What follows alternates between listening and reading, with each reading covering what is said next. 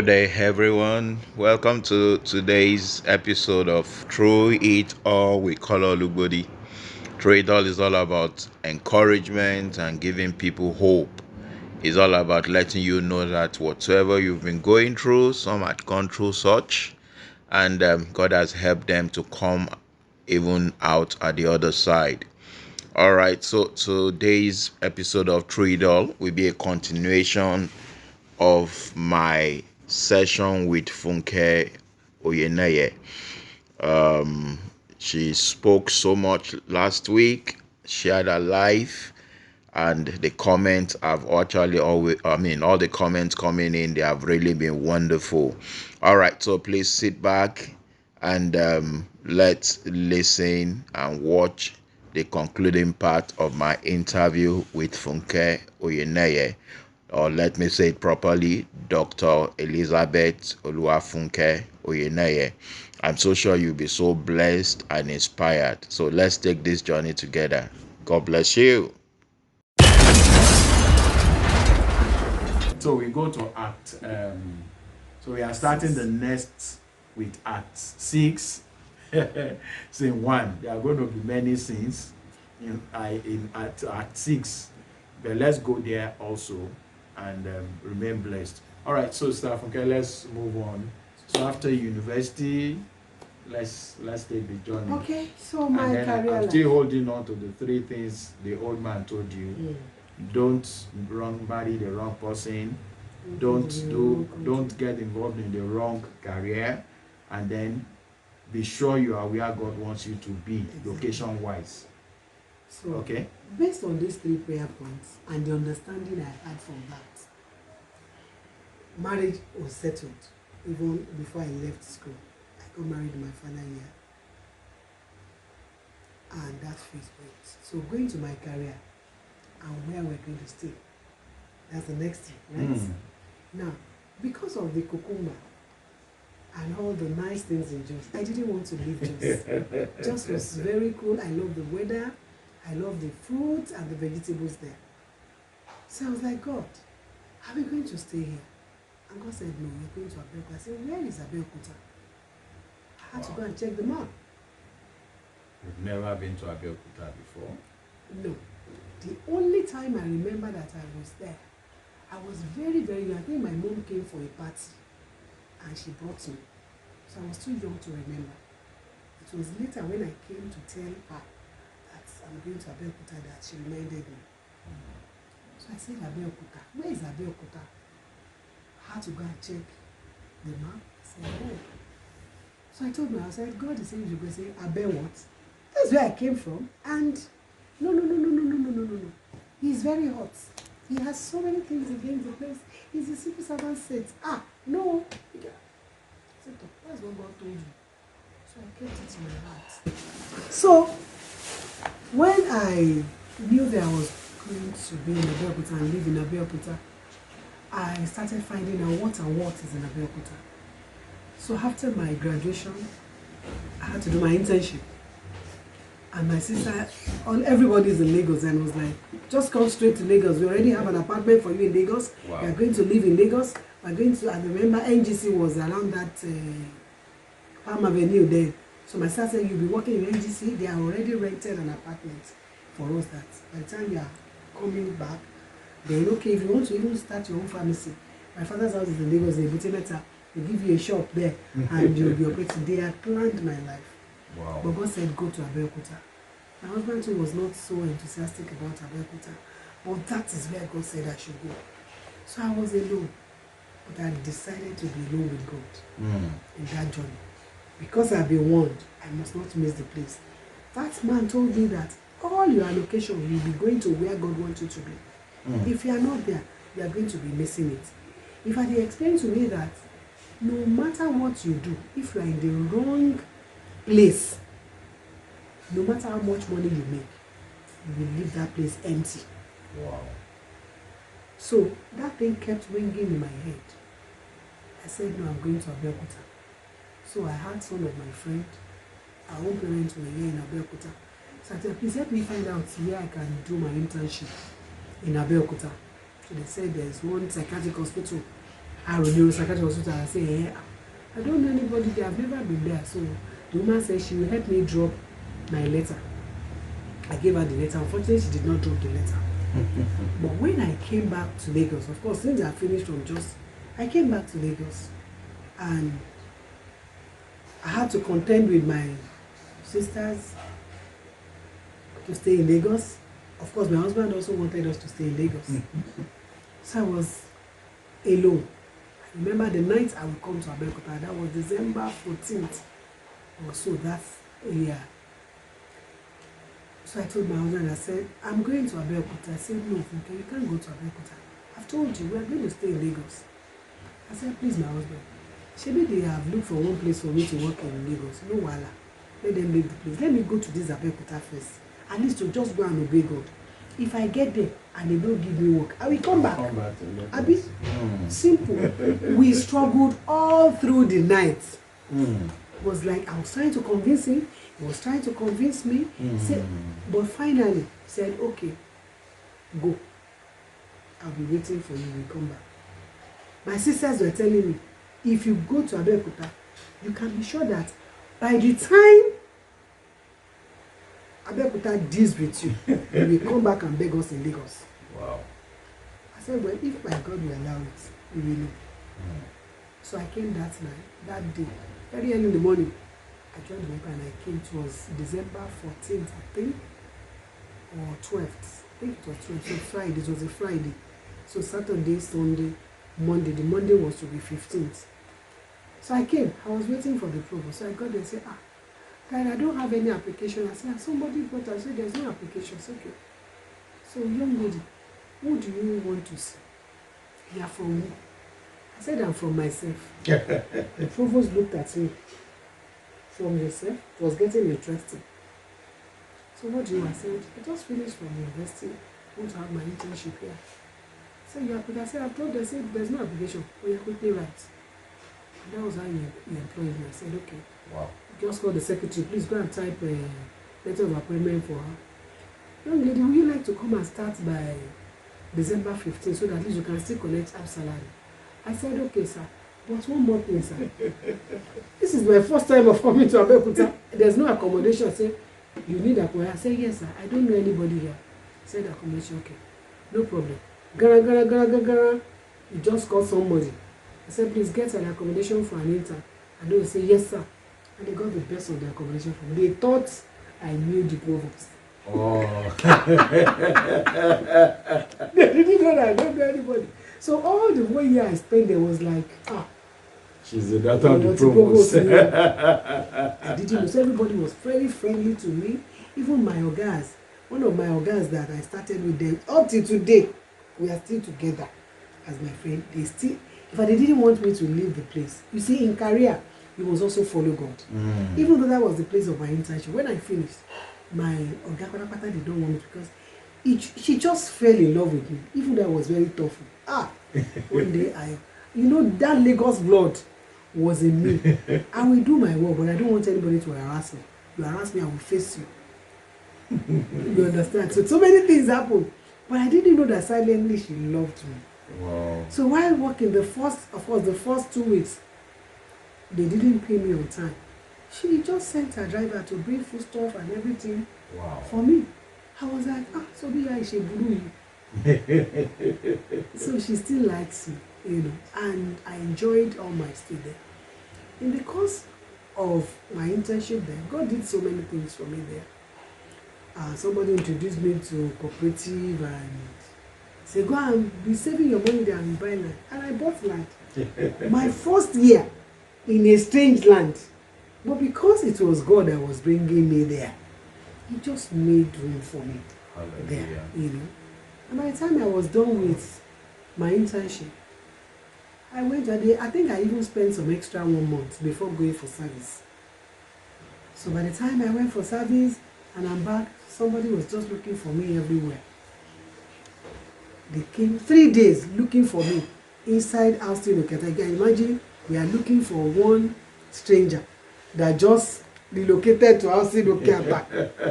And they are looking for one stranger that is Mrs. Oyeneye that nobody knows. They came the first day, the second, and the third day. By the third day, they just said, we have been here since morning. Let's just try this last house. And that's how it happened to me. Just say, sorry, we are looking for somebody. It was one doctor and one pharmacist from one big hospital in this Abeokuta Sacred Heart Hospital. Wow. They needed a pharmacist. And my Oga, during my internship, recommended me. You. Oh, no So wonder. she just knew that when I left Aro, I am living in this housing estate, but she doesn't know where. And they kept looking for me. So they came to offer me employment. It When was you so were not dramatic. looking for it. No, I was still serving. I still have about 3 more months Wow. to complete my service here. Wow. So, sorry, you just have to join us, because the pharmacist was traveling and she had to hand over to somebody. So I gave them my terms and conditions. Oh my God. They said, we're not paying call. I said, sorry, if you're not paying call, I'm not working. I had to pay. So for the very first time, they agreed to all my terms and conditions. I went to my organ that I was serving with. I said, I got an appointment at afternoon. So what are we going to do for you? I said, anything you want to do. Can I make a shift? I'll be working there in the morning. I'll come and be completing my service here in the afternoon. And that was the deal. Wow. So, I hope you are following how God is taking me through it all. He was just there ahead, holding me by the hands and leading me that this is the way to go. And I was just following The obedience. steps of the righteous. One after the other. And then, Psalm 32 verse 8, it says, I will instruct you and I will teach you the way you should go. And my eyes will be watching over you. Exactly. Yesterday we looked at the scripture and it said, I will lead you in the best pathway for your life, and my eyes will be guiding you. So exactly that was what God did. So I started my career there, and it was a wonderful experience. A young pharmacist handling a very big hospital. Wow. And the whole life of the hospital was just in my hand. And I've never gone this way before. But the Spirit of God was just helping me all along there. It got to a point in the hospital, I had to learn German. Because, it was a private hospital with German support. So they give them some drugs in German. And when some of those drugs are not available in Nigeria, part of my responsibility as a pharmacist is to make provision for this drug. And the MD then, Dr. Biasak of blessed memory, was like, pharmacists, you just have to produce this drug. So I'll go to where they stock all the drugs, I have to get the German dictionary, I'll just try and learn. And because it is a taboo to have out of stock in that hospital. And as far back as 1999, I was procuring nothing less than 2 million drugs per week. Wow. It was such a big thing, but God gave me all the help I needed, and it was just awesome. Now, by April that year, another challenge came. God was just telling me to go back to school. I said, go back to school. Me, I'm not interested in going back to school. Don't go and do what it is. You have to go. It was a Muslim that God sent to me. Then was our chairman, the chairman of Funke Society of Nigeria. We were at the PSN meeting. I remember they were having the meeting, and I just said, Mrs. Oyeneye, I was nursing a baby then. That baby is now a lawyer. For the glory of God. And he said, Mrs. Oyeneye, you can go back to school. As if he was here when God was telling me. A Muslim, Alaji Adeyemi. Said, while you are breastfeeding your baby in the night, you can be reading. You are intelligent. I think you should just go back. He just said it casually. In the face of everybody, I was like, what is this one again? So when I got to, I said, God, what exactly do you want from me? What exactly do you want from me? What again? I struggled with it. I told my husband, if I close my eyes like this to sleep, I'll see myself in school, reading, writing exam. I said, what is the meaning of all this nonsense? I beg, let me still just live my life. Eventually, when I could not hold it again, this man traveled to Lagos by himself and got the form and brought it to my office. Yes, the West Africa Postgraduate College of Pharmacists. Wow. Said, you just have to go back to school. I didn't have a choice. God was telling me I didn't want to do an allergic came and brought the form. So I said, okay. And my husband agreed. I started. It's a 4-year program. I didn't know the glory that was standing ahead of me. I didn't know. But reluctantly, I entered into it. And God helped me then. I think we were 3 or 4 that went from Abeokuta. God provided help. Some of my organs, we were going together. They will be the one to help me carry my baby. They will use their car to carry me to Lagos when we are going for a walk. Wow. And God made it easier for me. I was able to do it.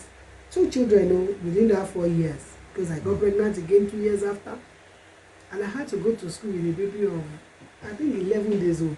My husband said, no, you cannot go. I said, I'm going. I don't know what is ahead in the future. I don't want to miss this update so that I can write the exam. And he followed me, carried the baby. We went there together. He will carry the baby and stay in the car. I will be in the class. So when he need to be breastfed, I will go out, I will breastfeed the baby and come back. And God sent all the help that I needed. And within record time, I finished. The day of the graduation was the matter I want to talk about. We had to go and do the graduation in Ghana because of West African thing. When they asked all the graduates to rise up and we're going to go our swearing, and I looked around, I was the youngest of one of them. I felt like crying. I said, I didn't know that you would honor me this way. No. You know, it was a honor due me. So this was the great thing that God was preparing me for. As young as I was there, all the people in the hall, they were Agbalagba's, you know, old senior colleagues. But God helped me within record time, and it was awesome. I didn't know my husband was watching or saying something. Do you know that? I said, so you too, you saw it. Me too, I saw it. And that was how good. That was since 2023. No, 2003. Yeah, started in 1999, finished in 2003. Oh, yeah. That's over 20 years ago. Yes, over 20 years. Serious. You traveled long. Being a fellow. Oh my God. Serious. Career. I'm still going along the career. So I finished my And that was fellowship. a career you were afraid that if you marry, I will not do. your career will be Can you disrupted. imagine? Exactly. So many times we don't know. The ways are not the ways of God. God is the script writer. He is the master of the universe. He has all the scripts. We are just acting the script. So if only we just read the script ahead and just follow it, it's going to be easier. So I finished my fellowship and I thought that was the end. I said, oh, thank God. At least I finished with the fellowship now. So then, I missed something. I wanted to be a medical rep because I love traveling. I love marketing. Of course, I also did marketing while in school, while reading pharmacy. I just branched out from 2 years to do some marketing because I was planning that by the time I'm done, at least I'll be a medical rep. So marketing will help my work. I'll be traveling up and down, and I'll get married 10 years after my graduation. I don't even want to see anybody. I would have built my career. I would have gone abroad. I would have done this. I would have done that. You know, that was my plan. But God knows the better option for me, and He guided me through. So by the time I was done with the fellowship, I thought it was all over. And God came again that is yet something else. You may not know. What exact? And God told, I had it clearly said, I want a PhD for you. I said, I don't think I want to go to school. All the children are already in school then. Do you mean I have to go back and say, yes, you are going back to school? I struggled that year. I was saying, God, that was 2013. Oh, that's 10 years ago. I said, God, if I had to go back to school now, how will I do it? Say, we are going back. And even told me where I will go to. I say, back up. I say, back up. Oh, one land on somebody. Where am I going to get? But say, I'm going to provide. After so much struggle, the day God was going to deal with me on that matter, I've been struggling on that. I said, I'm not going. I will not go. I will not do. So that night we were on the table waiting. And I just told myself, I said, do you know that God wants me to go back to school? But so mommy, why don't you want to go? I said, all the stress. And that my son looked at me and said, aláìgbọràn ọmọ Ọlọ́run. That was exactly the way he said. A disobedient child of God. Immediately he said it was like somebody carried a big stone and threw it on my chest. I just got up from the dining table. I went inside to cry. I said, that's exactly why I like Bono, a disobedient child of God. And I cried, I said, God, I repent in dust and ashes. Now I will go. And that year, I decided to go back to school. So I waited till around January so that the admission would have closed. Can you imagine? So January 1, January 1st, that's 2030, I just told my husband, I don't have rest again. I think I have to send, I'm giving you my blessing. I'll take you there. Let's go. So we went there. So when we got there, they said they're having one meeting. There is the next day that they will be there. So the next day I went there and I met this man. On getting, immediately I approached that office. I didn't know that person was even the dean of students of the public health department. Immediately I saw him, God told me, you are going to have a lot to do with that man. He's a white bread man, elderly man. Professor Atulu. I had it. I said, what do I mean that I'm not even going to stay in this place? Well, maybe it's just to come and fulfill all righteousness that I'm here. And immediately I told her, I said, sir, this is the reason I want to come and do masters in public. I said, this is exactly what you should do. That's the way he told me. You are just in the right place. But you just completed the first semester, but you are going to start with us in the second semester. I said, sir, but I don't have so much. They said, don't worry about the money. You can be paying instrumental. Wow. I was just expecting negative response, but he gave me all the positive responses I needed, and he gave me admission that day. Wow. That should start.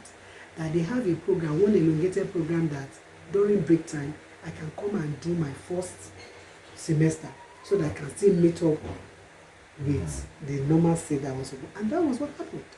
So the more I was running away, the more God was pulling me and dragging me along where I should go. It was tedious because I was working in a place where so much pressure is on me. I had children to raise at home. I had church work to do, and I still have to go and meet and say, God, that was what I was saying. This trouble will just be too much. But he told me that his grace sufficient. I must not fail to tell you that the fund was not there. But he told me that he was going to create the fund. When it was about time for them to ask for their money, of course, money was not forthcoming. And I said, God, I sat down on my own, JJ, and you asked me to go. So I went to the dean and said, so, what am I going to do? He said I should go and make them an account, that they'll give me opportunity of writing an undertaking as to when I will pay. I did it that day. By the time I got back to work, that same day, towards closing, I just received a call from Abuja. So is that Mrs. Oyeneye? I said yes. We have one work that we want to give to you as a consultant. Can you do so? I said yes. I was ready to do the work. I didn't even have money. I did not even ask for how much they were going to pay me. So I agreed to do the work. And the assignment was something I would have done for nothing, even if they had not paid. And lo and behold, by the time I finished the assignment, and they paid, my eyes was leaving. I said, for what? Is this what money? And that money was sufficed to pay my school fees. Wow. Did God provide or not? He did. And I was humbled through it all.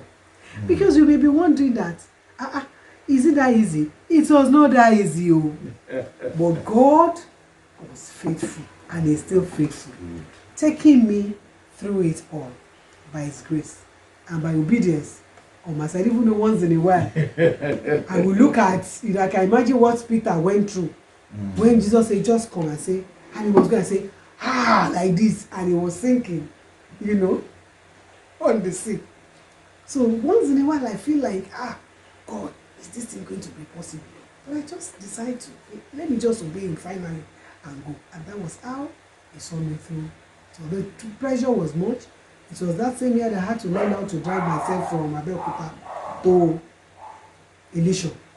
Almost every day I had to get to office, quickly go for my lectures, come back, and God was with me. And it's amazing that I finished extremely well.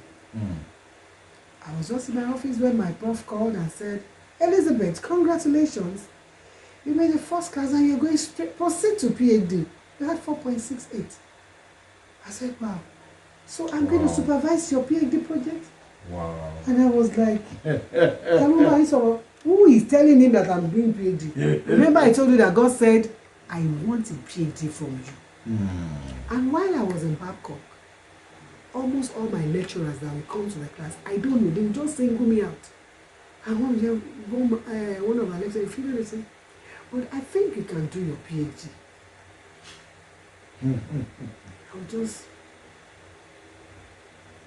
I remember I was always writing it down. Because God had told you. But I was like, do I need those it? ones are coming in as confirmations. Confirmations. And eventually, Professor Tuluma stood on my neck. He went and got one scholarship for me. He said, you are going to do this PhD. Went down the door and said, sir, I am older than the age limit for this scholarship. The age limit is 40. Do you mean you are over 40? I said, yes, I'm over 40. No, still go and feel it. I said, hey. So you still go and feel it. I said, okay, I will try and complete it. But I'm not going to change my age now because of what? You know? So eventually, he got another scholarship and I had to go out of Abeokuta. I had to go abroad. My husband said, you're not going anywhere. Anything you want to do, you do it inside this house. With me. I am not going to be a bachelor. I felt bad, but eventually, God helped my heart, and finally, he got another one. He was the one looking for everything. Wow. Said this particular school, Texas American University, I'm one of the faculty there. It's a very good school, and don't worry, I am going to supervise your thesis by myself. Write the proposal and bring it. That was how I entered into the PhD. And by 2017, that's just exactly 3 years after it was done. Of course, along the line, there were times when I don't want to continue again because the pressure was so much. To be a wife, to work as the head of my department, taking the children, going to school and all that. It was much. I had to sacrifice my sleep. I had to sacrifice almost all social function. I must not fail God in attending church service. I was in the Sunday school. I was an interpreter. And I don't know how I coped. But His grace was just sufficient for me through it all. And exactly by the time I was defending my thesis, it was awesome. The defense of the thesis was awesome. Because God helped me and helped my supervisor that they are taking me through everything I needed to go through. By the time I was doing the presentation, I finished and I was like, any question for her? No question. And the moderator said, no, there must be a question. Everybody said there's no question. And you know they are Oyibo people. They were so satisfied with every other thing that I've said.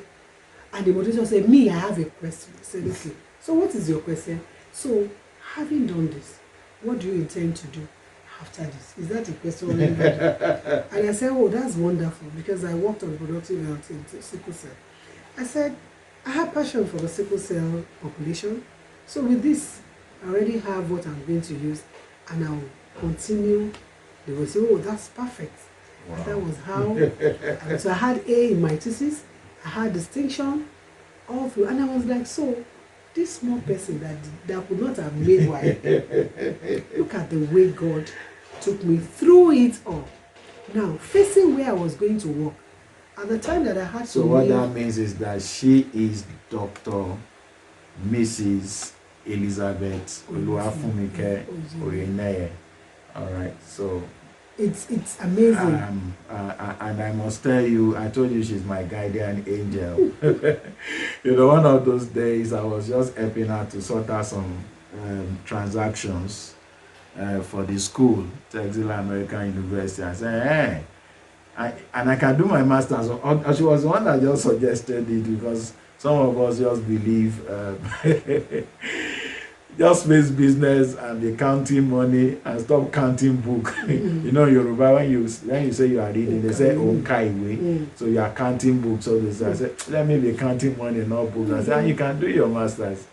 And lo and behold, I did my masters. And after the master, I said, why not? I can do my PhD. And now, because she's my guardian angel, I finished the year. So I have 2 more years to go.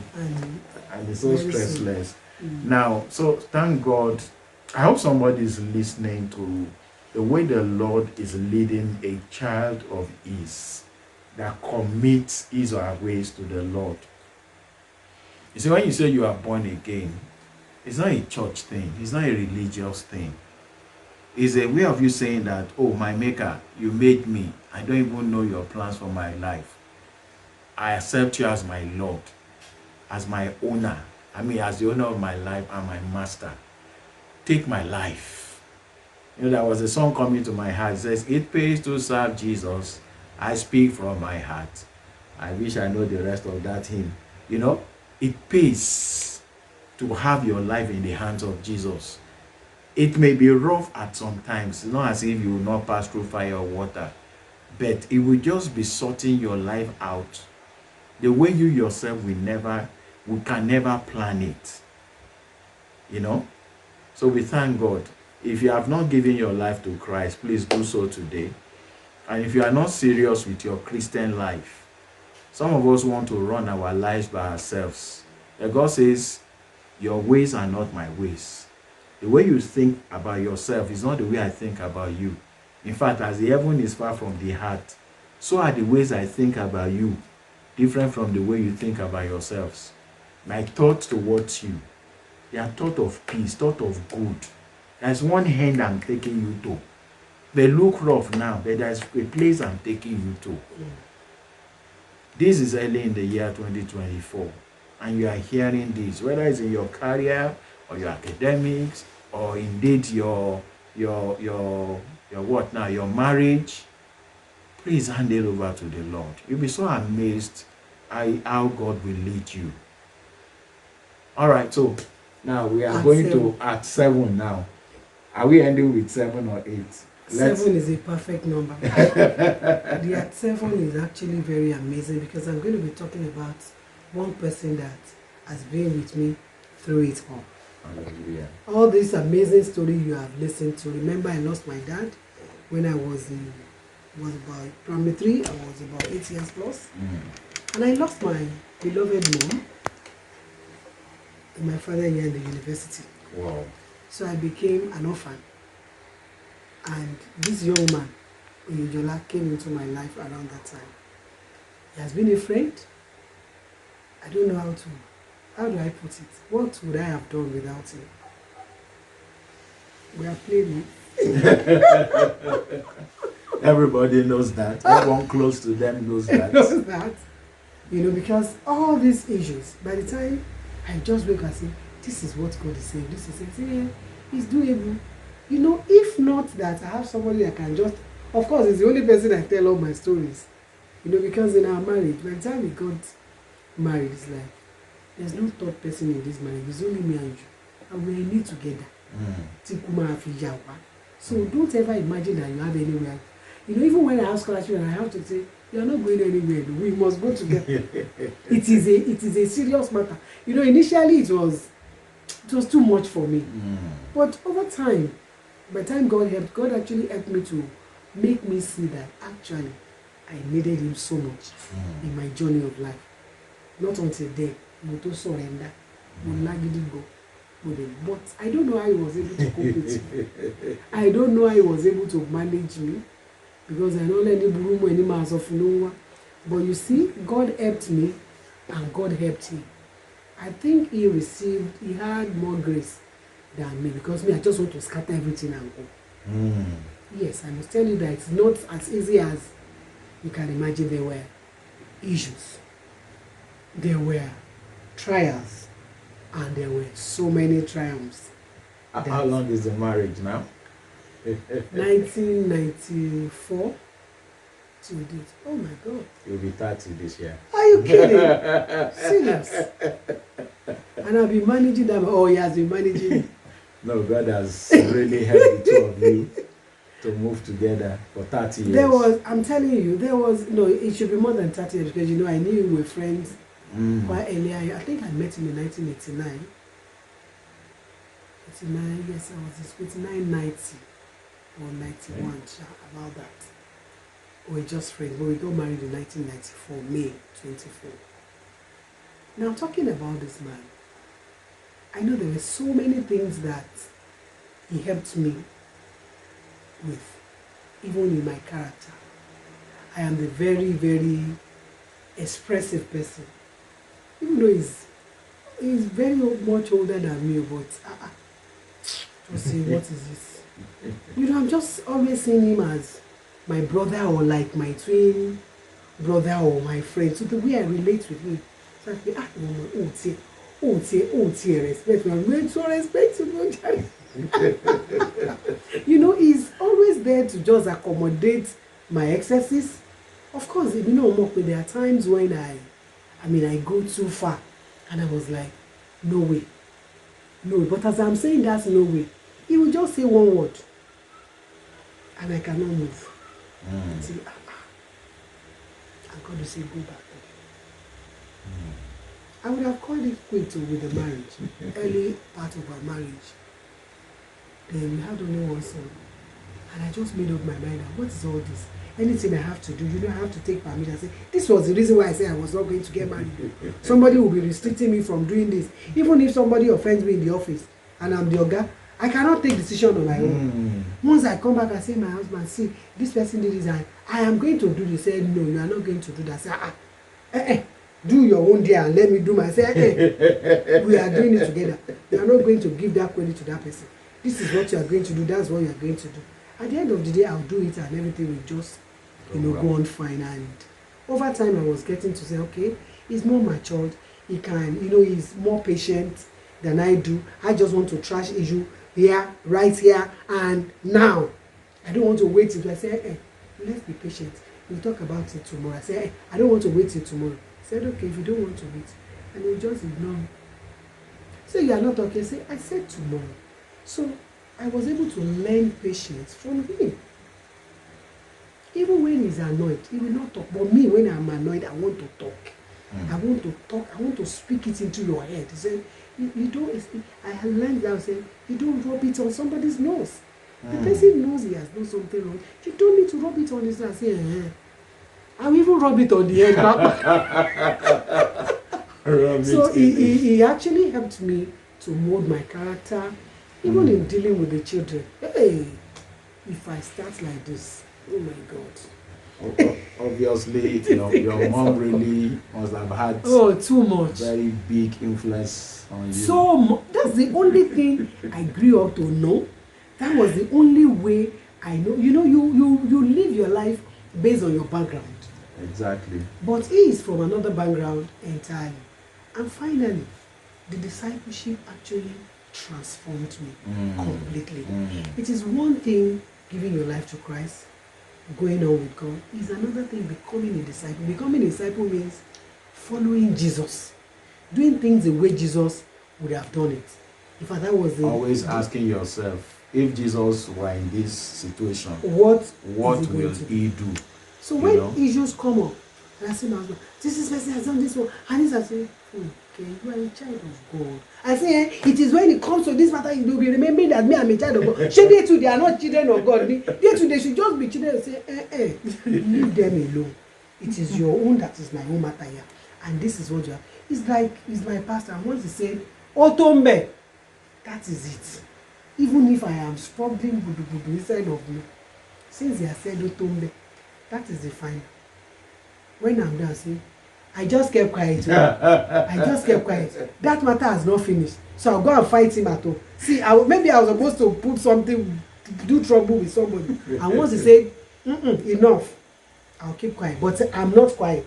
And he knows. You just be doing inside like this. Sitting down. I am standing inside of me. So when we get, I say, hey, oh yeah, let's come and do it.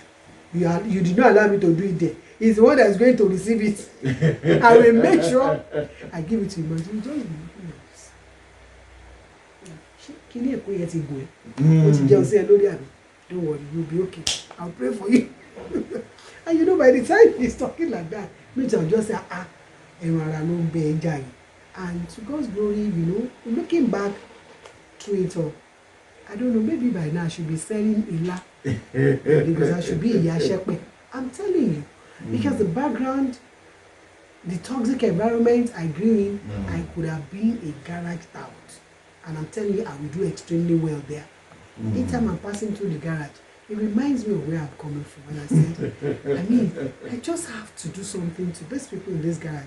Now I have friends in the garage that I'm reaching out to. I'm preaching to them because I felt, come and taste what I have tasted.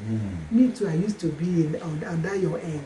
But now I'm on the side of Jesus, and you know, Jesus is just taking the lead. He has been a pillar, he has been a support, he has been so accommodating and very, very understanding. When I say, God is saying I should go and do my thing, he say, oh yeah, she made me know very shameful.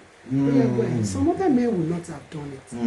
You know, all the support, if I had IT issue, technical support, is the one that say, I'll just wake up and say, come and see this thing, I don't understand this thing again. Which one will I say, how many times will I teach you? You will do it like this, you will do, this is how to do this is how to do that, you know. Has been my teacher in the corner. And coming to public prison, because along the line, remember I'm a pharmacist, I went straight to public health, and from public health, I'm also doing public speaking. And that public speaking dates back to my secondary school days, my Form 1 in secondary school. May God bless all my teachers. All the teachers that God has passed me through. I will never forget Mr. Motosho. He was actually the one that started, that discovered it in me. You know, in our first year then, we were at Adekunle, at one location there. So they just picked few of us to go and watch one film, Ajani Ogun. That particular year, that was 1982 or 83. So by the time we came back, he singled me out and said, we are going to present to the whole school. Wow. It's a bebo. And our principal, you must not speak vernacular. So he said, I'm the one. What's the name of that your school again? Kobriki Boys has turned to Ibutebeta High School. Oh, thank God they changed. My principal changed it. Our principal changed. He said, Woko what? You know the meaning of Okobriki? Okobriki means the farm where they are producing blocks. It's supposed to be like a quarry. It's more like a bricklayer school. A bricklayer, something like that. The name says it all. Said no. So she changed the name of the school. Thank God. So when he said they are going to, I said, how will I speak? I don't know how to say English. I don't know how to do it. He said, no, we are going to do it.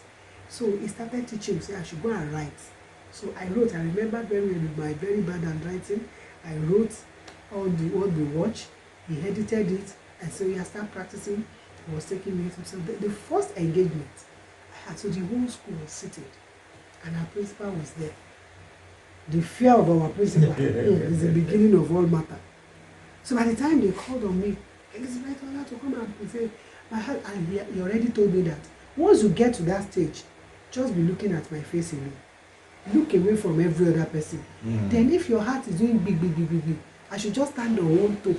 That was what he taught me. It's now that I know that all those things were just distraction to distract my heart away from all those people that are looking at me. So as they called me and I just marked on, I was just looking at his face and he was just thumbing me up. Like, I'm doing well. I'm doing okay. So I started, and by the time I finished, the principal rose, was a standing ovation. I was like, so what did I do? Say, yes, that's good. I mean, that is good. That is my girl. And I was encouraged. You know, that was the first experience of public. I didn't know that was public speaking. Until a few years back, I was just trying to calculate how did I enter into this? Because now, I do public speaking. I do it in Yoruba. And I must tell you that I learned the Yoruba from my mom. I didn't do Yoruba in school. But my mom, I told you, was an illiterate. She do proverb, everything, all in Yoruba. I didn't know I was learning that much from her, to the extent that today, I eat with Yoruba. I do all my public speaking and every other thing in Yoruba, and I'm making money from it. And that's just the truth.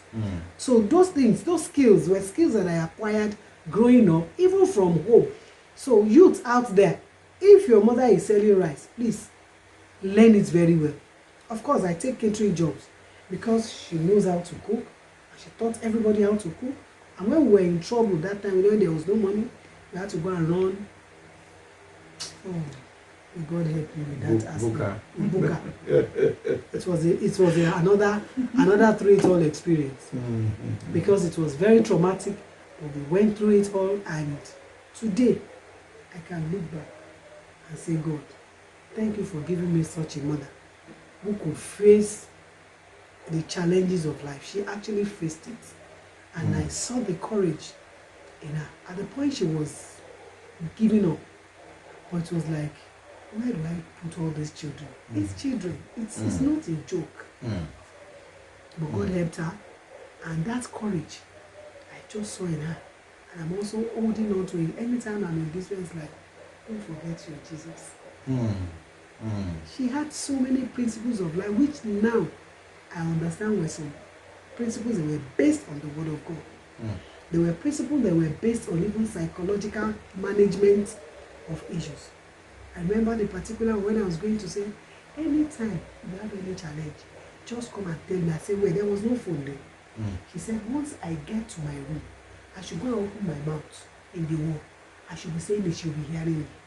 I tell you, I believed her totally. And I was doing it. So when there were challenges in school, and one lecturer is just giving us some class, say, would this wala is too much? I'll just go, hello, mommy, this one, that one, that one. I will not hear anything. So by the time I come back home after the session, but I was talking to you and I said, she may know so Bonnie, so Kiwani, she will just whine me and I will now repeat everything. She said, you should have done this one, you should have done that. Not until when I was about graduating from the university that I understood that the method was just unwinding to vent whatsoever. So immediately I vent all those things out, speaking to the world, I feel relieved, as if somebody has listened to me, somebody has heard me. And now I use it as treatment for people, and it's working. From an illiterate mother. She may be illiterate, but more very intelligent. Yeah, that's just it. So it's important that, all the people that God will pass our life through, we must not take it for granted. You see that I've mentioned so many people. My mother at some point, my father gave me the care as at the time she was able to do it, my guardians, the brethren in the church, my teachers in school, even leaving school, in marriage, my husband was there. And of course, at 7, I must also talk about other people in my life who have been of so much support. I don't have so much friends. My children will ask me, so mommy, who is even your friend? So they'll be answering themselves. It's very hard to know this. I don't have so much friends, actually. But then I have very few. Okay, it is me that don't have friends, but a lot of people have me as their friends. Exactly. And that is just okay by me. Because my mother taught us not, you cannot, when will you say you are going to? That means you want to be proposing to people's house. It's not accepted anywhere. I can stay in my house for 5 years and I will go out and nothing will happen. I'll just be there. So it's a kind of the way I was raised, and I'm okay. So I have just very few friends. I remember my childhood friend, Busola. She's still my old long friend till today. Wow. My friend in the university, Professor Jiro Lagoke of blessed memory, but the wife has replaced me. Now, because if you are a man and you are my friend, you are in trouble. Because I must know your wife, and once I know your wife, then I say bye-bye to you. And that is also ideal, for people out there. Yeah. That is what will make it ideal, so that you'll be open and there's not going to be fear, anywhere. So all the people that God has brought my way, so many people, even in this Abeokuta, is amazing. Because when I needed mother, when I was raising my children, God gave me some mothers in the church. They were helping me to raise my children, help me when I put to bed. They have to come they take my bath, take care of my children, bring food for me. It's amazing. And they are all in the body of Christ. So in the body of Christ, I saw love. And I love this family of God. So knitted together into one. They've taken me into their hands, and I'm so glad to be a part of this great family. Not only my local church, because there are some other Christians in other churches that we are still one, the high, the lowly, the medium, and sometimes I just wonder, what are they seeing in me? You know, and it's God that they are seeing in me. My passion for the sickle cell is amazing. Yeah, actually, two things I want us to talk about before you round off. Your passion for the sickle cell, sickle sellers, you know. Of course, at the point I asked you, are you SS or AS or SC? It's a wonderful question they keep asking me. You don't have any, no. You're not a sickle seller. Yeah. So where did the passion come from? And then, of course, having the club. And then the last thing I want you to wrap up with is actually your career. You know, I'm always very particular about how God, you know, when anytime they say anything about Jesus Christ, the Bible said Mary, the mother of Jesus, we always take it to heart. You know, so most times I take things to heart. When she was told, be careful, I mean, make sure you don't do a wrong career, and make sure you don't get located where God does not want you to be. So she moved to Abeokuta, she studied pharmacy, and the way the Lord has taken her and her husband, you understand, in this land where they had not known nobody at first, of course, I can help you. The husband was actually my first guest in 2023. Interestingly, the first street all in 2023, Funke Oyeneye, is now a permanent secretary in this same Ogun State, where both of them said we don't know nobody.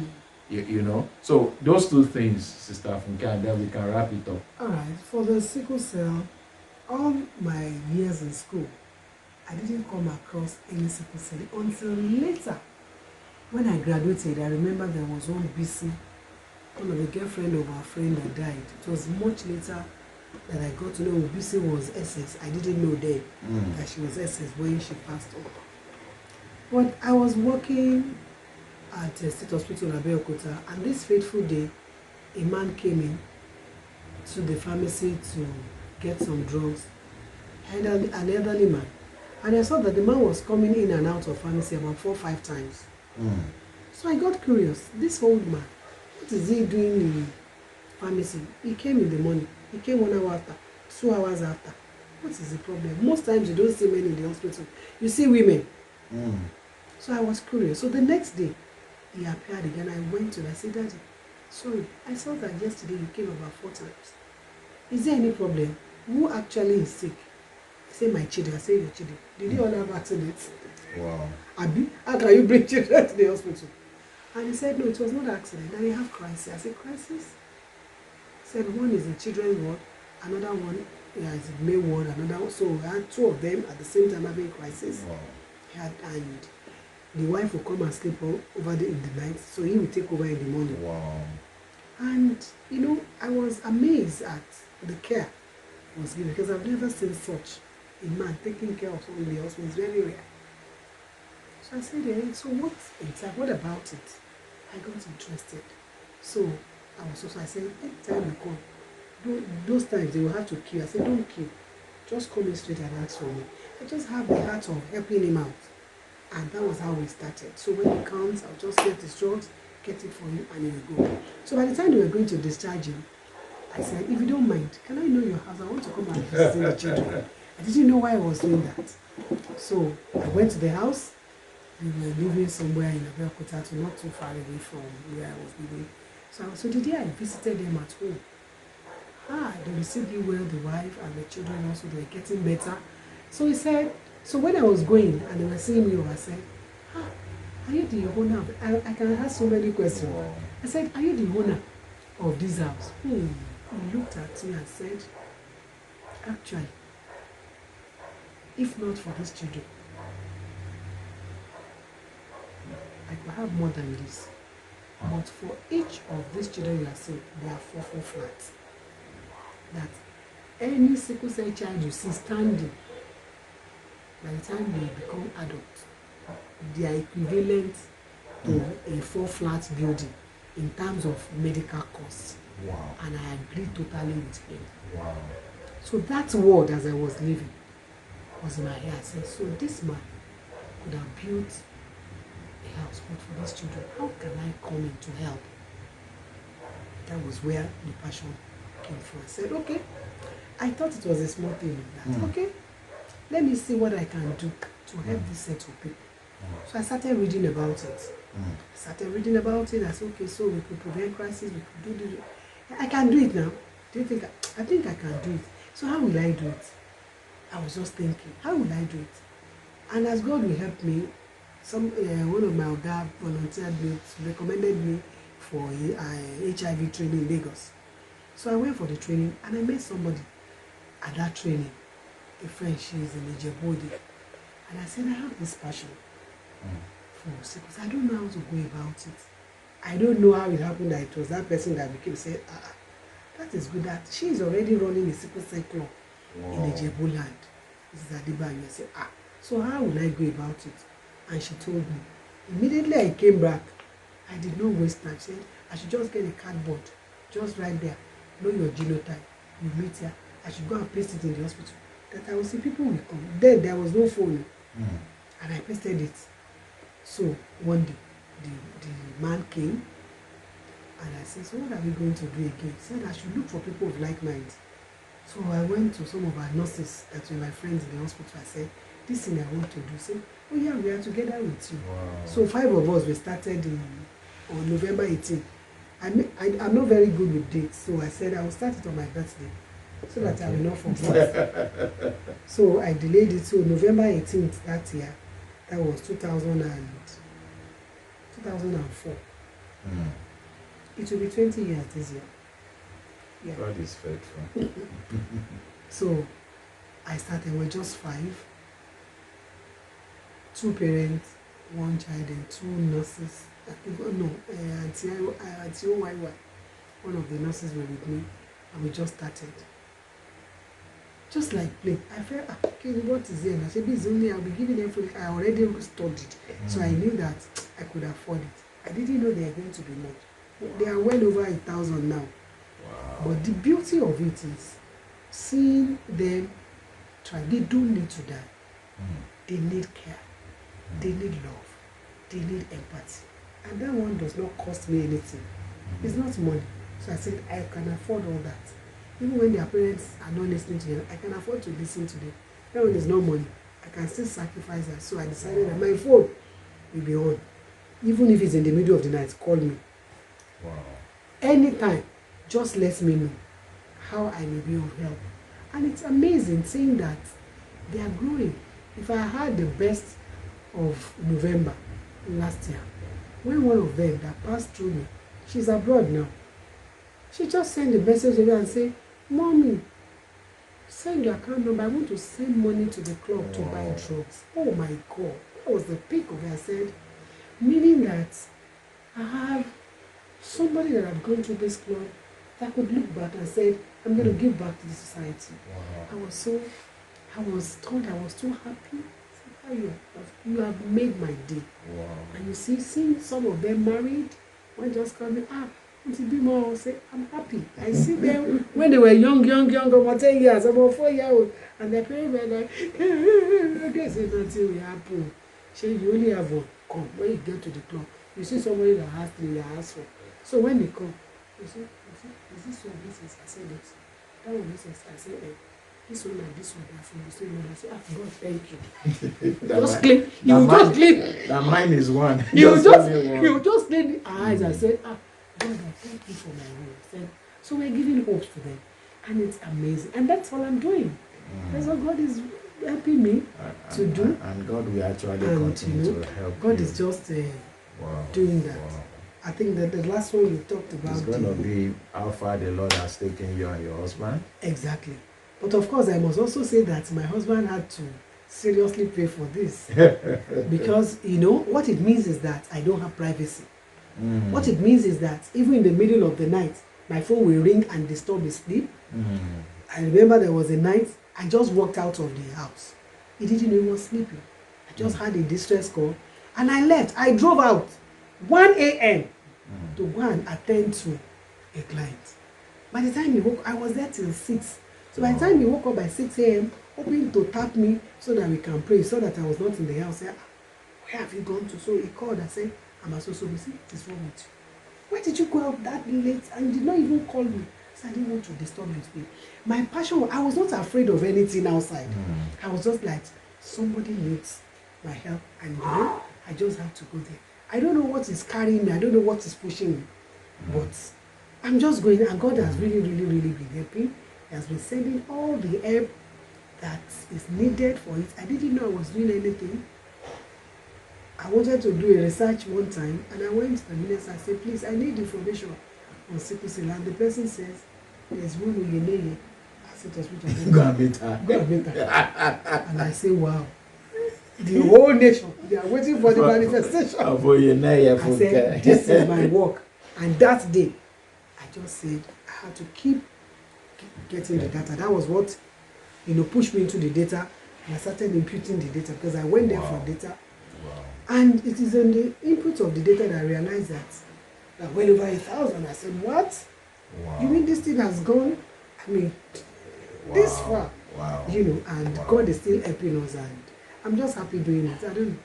I just want to see somebody smile. I just want to see somebody happy. That's just the Bible says the gift of a man or even a woman, as in this case, shall make room for them and bring them before the noble. It's not every gift that is like singing, or you know how to do spoken words, or you know how to do drama. Some people just have passion for other lives. They can't just stand somebody going through pain or hardship in life and everything. And that's why she's someone that her gift is actually taking her, making room for her, and even taking her even to palaces. But we won't talk about that today because I know she won't want to talk about it. But I remember a long time ago, 25 years ago, when she's talking about God just wants me to study pharmacy. I said, yes, you even do more than that because God is taking you somewhere. And I told her then, I said, this is where God is taking you. She turned her eyes as if, is that what we are talking to you about? Here, Lambert or something. You understand? But today, that thing, almost like 20-something years ago, they are playing out.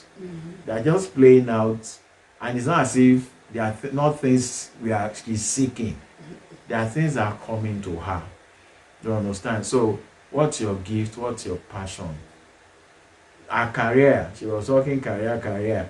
At the end of the day, our career is all about spending it on people, sitting down with people for hours, just to see how things will work out for their life. I mean, work well for them in life, ready to spend and be spent because of people. She never knew that was the real career that God was going to have for her, and thank God that she's really doing it with all her heart, and the Lord will continue to bless you. Amen. The Lord will continue to keep you. Amen. Like play. We already have outline for your book also. Yeah. Now I'm going to supervise you. Oh yeah, let's go there. You just need to transcribe this through it all and then put flesh in some areas where we have not written it. And then by November 18, we can launch the book. 2024. Yeah. Okay. So I've thrown the challenge back at you. I'm going to take it up. Yeah, I know you love challenges. All right. So what's going to be your parting shot? For 2 weeks, Funke Oyeneye has been my guest. She has poured her life out in the open. She has told you her story from cradle to this point that the Lord has taken her.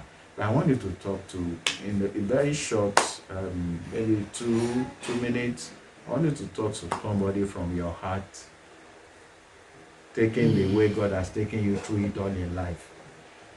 Yeah, I've gone through it all with Jesus holding my hands. There's this footprint picture that was in vogue many years back when we gave our life to Christ.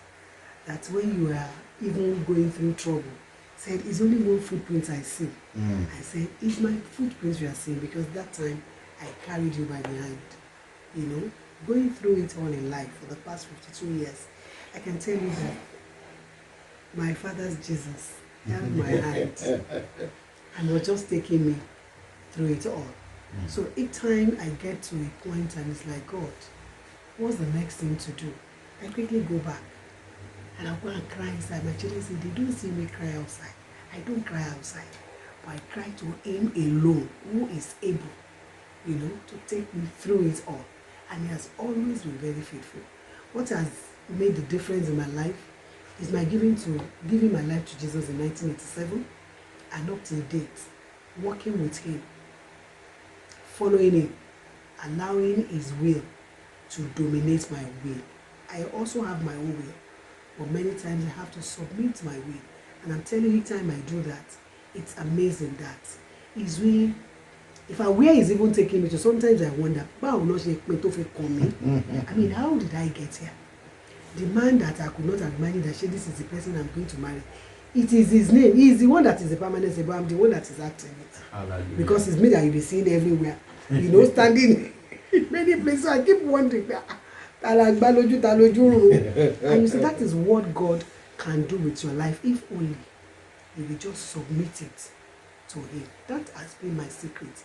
Of course, time will fail me to tell you that God made some specific, you know, promises to me while growing up, working for him and loving him. He told me that I will never be in want of money. And I'm telling you, it's a promise of some 40 years ago. It is still happening. I don't know how he's doing it, but because he's a faithful God, he's doing it. So I counsel you to come and buy without money. Come and buy Jesus. That is the man that has done all this for me. I just woke up this morning with this song in my heart. Ada ọpẹ́ padà sọ́dọ̀ ẹni tó lọ́pẹ́.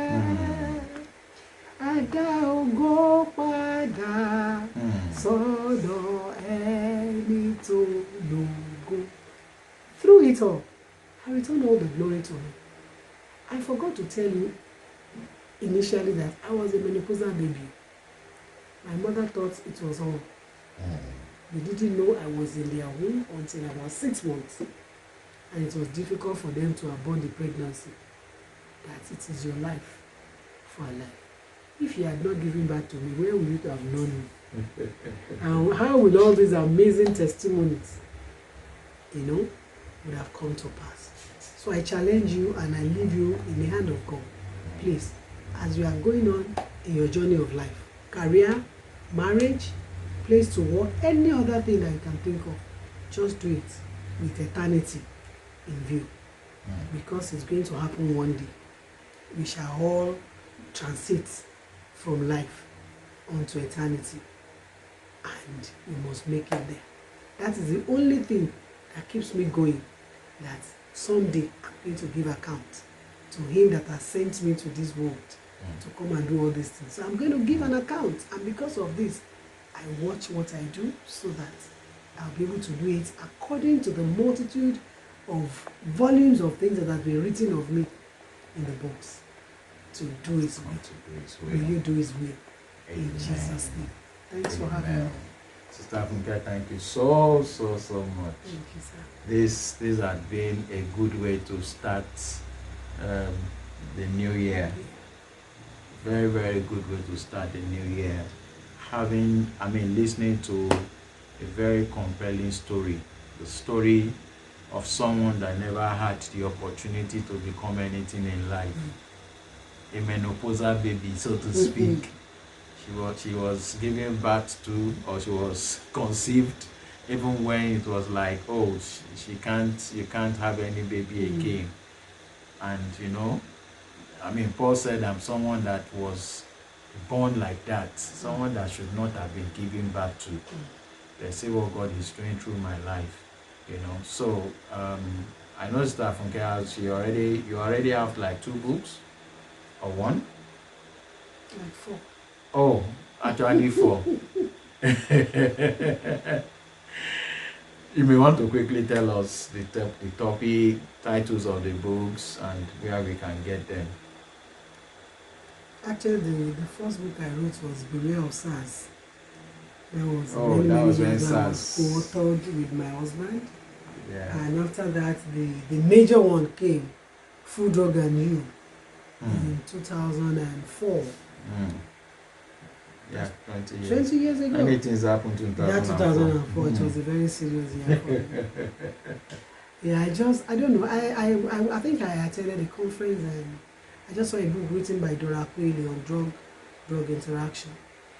And reading through, I said, but there is food drug interaction and nobody's talking about it.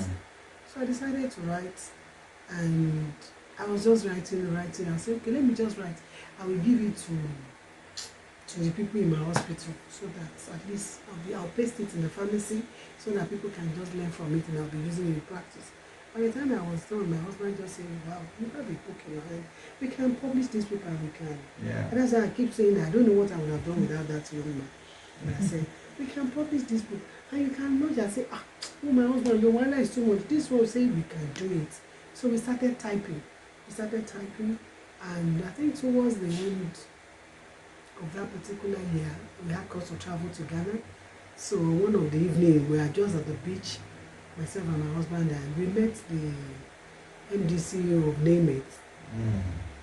What's his name now? Mazi Wabua. Yeah. And I was carrying the manuscript everywhere there because sometimes I'm just going and the thing will come and I will write. So we just discussed with him as we were just sitting at the beach side in Ghana, Cocoa Beach in Ghana, and he said, wow, this is a lovely book. Okay, why don't you have this? I'm going to put an advert in that book and I'm going to make it big. So he looked at me and said, Shebi, I told you now. Shebi, I told you. And that was how, and it was a very successful launching of the book. I knew it was. But I remember that my first car was bought from the launch of that book. Wow. And Food, Drug and You is still relevant till tomorrow. Because sometimes some people just call me, please, we saw this book in Abuja. I said, who took it to Abuja? I didn't take the book to Abuja. Say, we need also quantity. I have to go and, reproduce again. And we did that. I must not also forget Bodami in the work of that book. He spent sleepless nights to ensure that the book was produced, because that was the first one. We talked about publishing book. That was the first one.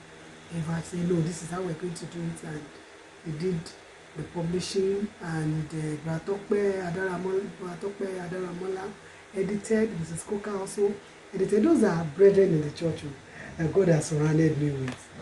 I don't know what you are doing if you are just going to church and you don't have anybody in the church.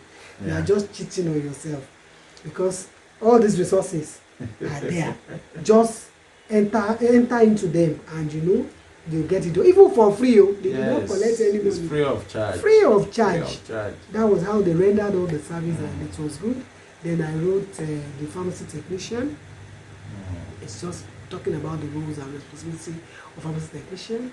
And the fourth one was Gbigbe Igbe Aye to Dogba. Oh, that is in Yoruba. Balancing the equation of life, actually. Yeah. Yes, that's one of my major, push in life. I'm always talking about balancing the equation of life. Life is complex, but you just need to live a balanced life.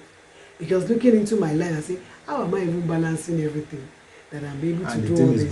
And it's balancing. So I felt I should write about it. So I had the training for the whole cooperative.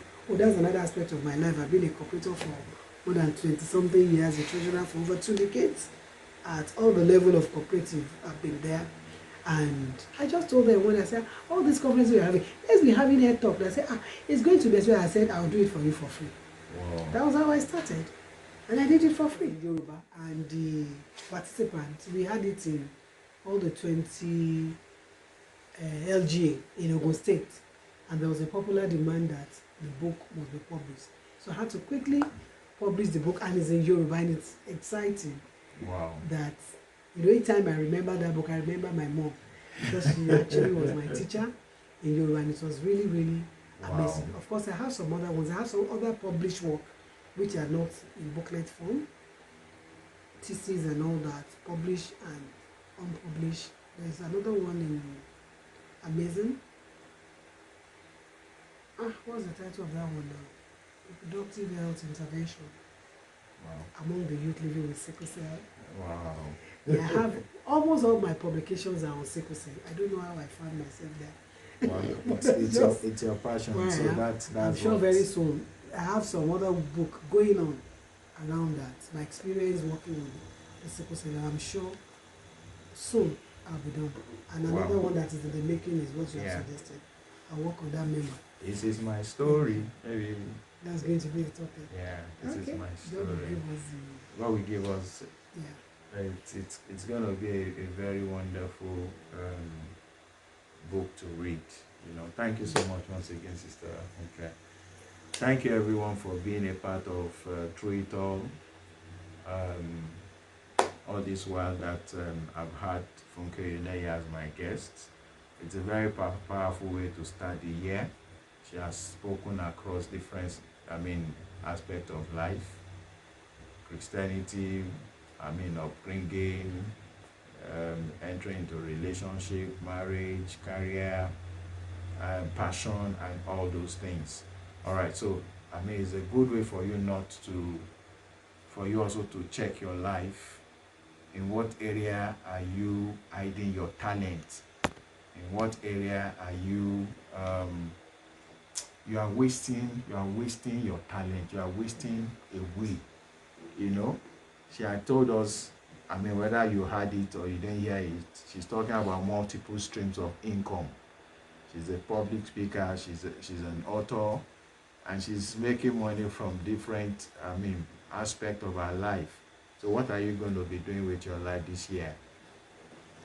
So please don't just listen to it and say, oh, I've heard somebody's life story, and it's sweet too. No, it's not about you helping to assess her life, but applying some of the things she has said to your life. 20 years ago, God was saying, go for your master's, go for your PhD, and it was looking like heaven was going to, hell was going, something will crash. But today, I tell you, she's going to be a professor very soon, because that was our discussion and agreement over 20 years ago. It was like, it won't happen. But now, it's so real. It's so real. All right. So, thank you so much, Sister Funke. Thank you, every one of you, for following us this far. Your 2024 is going to be a year of opportunities, and a year that you must take opportunities, run with them. Run. This is not the year that ideas will come to you and you now sit down, you are thinking of, so what do we do with it? Start running. I've been on the way. God will tell you what to do with the idea. If you sit down, December 31, 2024, we meet you here and say, and I didn't know how much I did this year. It's because you wasted opportunities. Please don't waste opportunities this year.